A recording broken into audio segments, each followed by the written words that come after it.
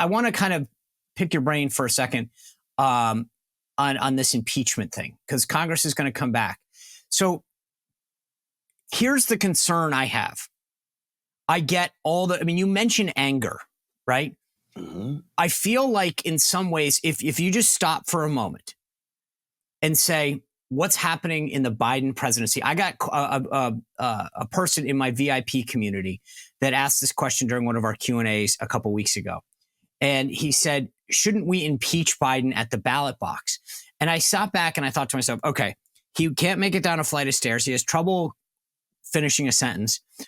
Domestically, let's just start going. The border, inflation, you go down the thing, wokeness, whatever. Then you look at overseas. You've got Russia, you've got North Korea, you've got Israel, China, boom, boom, boom, boom, boom, right? All of these things. He's doing it to himself. So you look at the polls, young people, Black Americans, they're fleeing him. He's got a problem with Muslim Americans in a key battleground state like Michigan. He's losing it on his own, right? Mm-hmm. And the one thing I worry about the impeachment is that it's the one thing that unifies Democrats. And are we getting in our own way by creating a thing? Tell me, do you agree or disagree?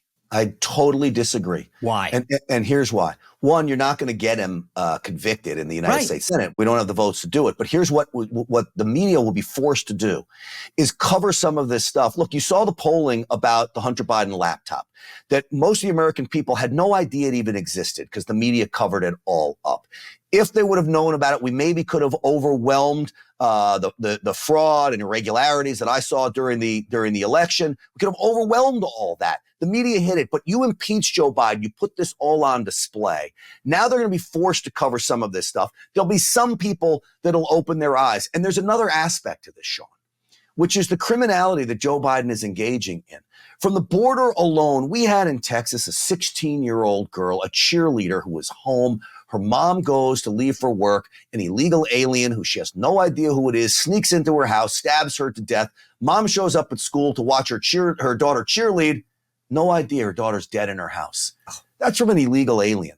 Those stories don't get covered nationally. Joe Biden's responsible for that. Not to mention selling out America, national secrets. We've got American hostages in Gaza, and I got John Kirby telling me there's no concern for that right now. Fine, but none of what you just brought up is part of the impeachment inquiry, right? I mean, they're not going after him.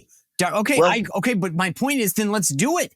But right now we're trying to connect dots. And I'm not. But I can connect the dots on the corruption. The corruption's easy.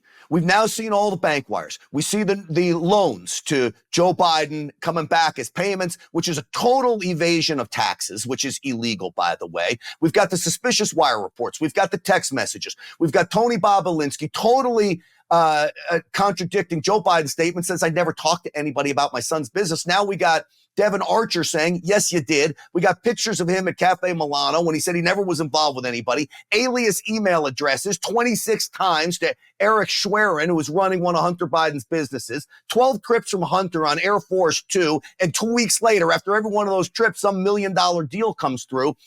All the evidence is there. The trial allows you to connect the dots to convict. What we just did now is the grand jury said, yes, there's enough evidence to go to trial. Right.